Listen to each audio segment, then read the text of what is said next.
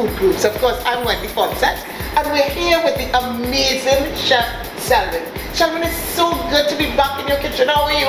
I'm wonderful as usual. Excellent. And of course, we know we're in the month of December. You know what happens in December?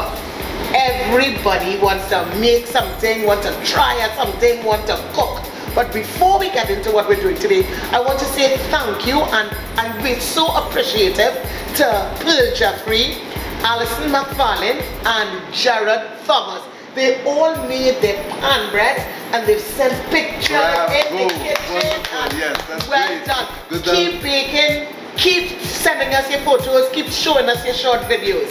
Now, Chef Selwyn, what are we making today? Well, today is Christmas season. Of course. And of course, you know we cannot go to Christmas without our Trini fruit cake. Gosh, I so that's what's love on it. the menu tonight. Excellent, so we're making a Trini fruit cake. Let's get our ingredients in and we're starting to mix. Alright, so here we go. So my fruit cake is a little different. I have no time to cream the butter and the sugar, so I just put everything in the mixer. But the key is to ensure that the butter is at room temperature, so it breaks down very quickly. So we're going to put that in now. So how much butter is this? So we have 8 ounces of butter. 8 ounces of butter. Right. 8 ounces of brown sugar. And brown sugar as opposed to white sugar. Yeah, because the brown sugar is a softer sugar and it breaks down much easier than the white sugar. And we're going to also add to that all our baking powder. We have half teaspoon of baking powder. Right. Then you're going to add our 4 eggs. Notice everything is going into the mixer. Yeah, that's everything is going in one time. We have some ground almonds. We have 3 ounces of ground almonds here. If you don't want almonds, you want coconut or any other kind of nut, you can use it. If you're allergic to nuts, you can just leave them out. Right. And we have cinnamon, half teaspoon of cinnamon, a pinch of mace, a little bit of nutmeg, and of course a teaspoon of ginger. All of these spices is what's going to make this wonderful Trini fruit cake the best. Good. So I'm just going to mix it up now. It's not going to take very long because again, the butter is at room temperature, and because it's at room temperature, it's going to work in very quickly. You just want to make sure that this butter is, look at it. You just want to make sure that the butter is really worked in nicely into the rest of the ingredients, and once that comes together nicely, all we need to do is add the remaining ingredients, and in less than 5 minutes we're done. Oh my gosh, and you know, I want our viewers to really take a look at it. This is what it looks like. This, you see, it's soft, butter, room temperature, and it's ready to go. Alright, so we're going to add our flour, but this time you're using cake flour. Oh, cake flour, now with that. So we learn about baker's flour, we learn about all-purpose flour, and now we're using cake flour. Because we are making cakes, and because we want the cakes to be nice and soft, we're going to use a flour that's generating less gluten. Yeah. And you know, while you're mixing, I want to tell you a little secret. You know, I really don't like fruit cake. I do like raisins, I like prunes, but you know, I do like raisins and all that. But guess what? What? Our fruit cake tonight has a little bit of raisins, but the key things in there is pineapple and sorrel. Fruit cake? I kid you not. You heard that right here. I tell you, this man is just amazing. So we're mixing, and how long are we going to mix it for, Selwyn? Or is it a temperature or a texture? Sorry. We're almost done. Look at it again. Take a look. Let's take a look. You see that? That is the texture. That is the texture you want to get to. Right. It's almost done. This is really quick for me. We're just going to bring this down there. Right. Right. So any mixing bowl is good for this, right? So you once see, it's deep enough. No fancy mix up. I'm going to add 2.5 pounds of minced fruit. Again, it's a sorrel after we made our sorrel to drink. Correct. And the pineapples in there, just a few raisins and some cherries, and that's it. So if you don't want raisins, in there? No. No prunes. Okay. Yeah. Okay, and we're gonna mix that up as well. Right. So we're gonna mix this up nicely.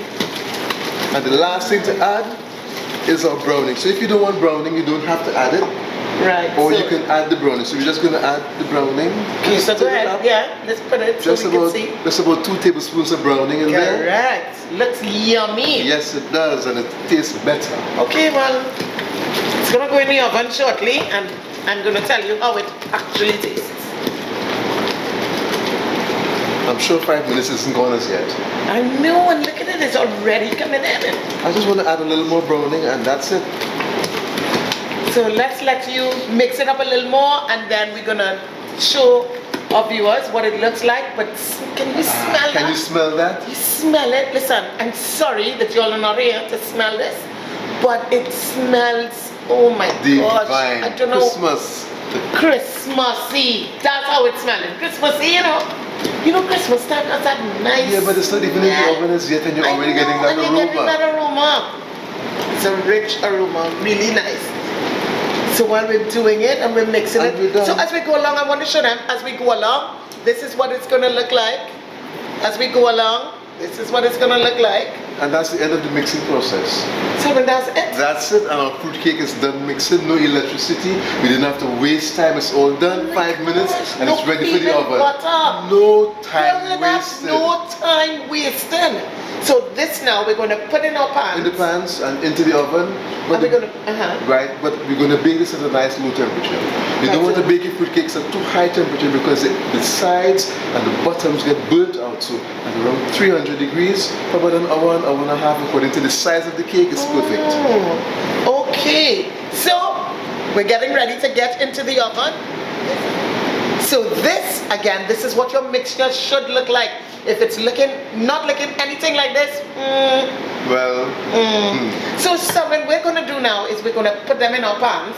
And this mixture makes about two cakes. About so two if it is cakes, just okay. 8 ounces of butter, 8 ounces of flour, you should be able to get at least an 8-inch cake and a 4-inch cake with that mixture. Oh, okay, so let's go. So now we're going to be pouring our cake. This is always a question for me while you pour. How far up do I need to fill the pan? At least for fruit cakes, I say you shouldn't go more than 2/3. 2/3. Yes. Okay, so you hear that? 2/3. Because it's going to rise, right? No, it's not really going to rise. It's but not, okay. Because it's so thick, it's going to take a longer time to bake. And if you put too much mixture in the pan, it can actually dry out and It burn. will dry out. Makes sense. That makes sense. So there you go. This was so quick and easy. Well, I can't wait to taste. I'll let you all know because the smell is awesome. But let's see what it tastes like. So again, we're going to on a low heat. Yes, 300 degrees. 300 degrees. For an hour and a half. An hour and a half. It's like you're baking. I am Wendy Foncette and you're watching Food Groups. What we're going to do now is we're going to take our cakes into the oven. Remember, 300 degrees for about an hour and a half. Thereabout. So let's go into the oven, and then it's going to be the time that we've all been waiting for, that we all wait for here on Food Groups. The taste. So we'll be back. Well, we're back, and this cake is smelling so nice. I'm sure you're smelling it. We've placed it, and of course, you know, when your food looks nice, it even tastes so much better. So we've just put just a couple of cherries on top, just for decor, yes, just for decorating. And now, the part we've all been waiting for, I always say, Selwyn, cut it away. Test is in the taste. That is correct. And I'm cherries? sure I love cherries. I love cherries in my drink, cherries on my ham, cherries on my cake. It's nice and soft. Yeah, and moist. It looks so moist. Gosh, that is a big taste test. There you go. Oh, and it's nice. You know something I always want to find out. How do I know after the hour and a half? How can I test to make sure that my cake is ready? Okay, all you need is a simple skewer.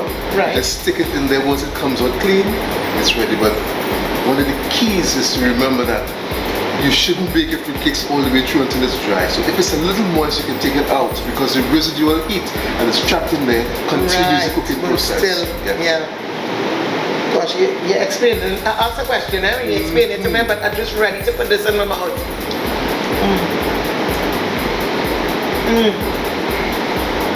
Happy holidays. Oh gosh, sing, sing. This is awesome. Oh my gosh, this took a short time. Great taste. And it's fantastic. Fantastic. Nice and moist. Thank you so much for watching. Stay tuned for another episode of Food Groups.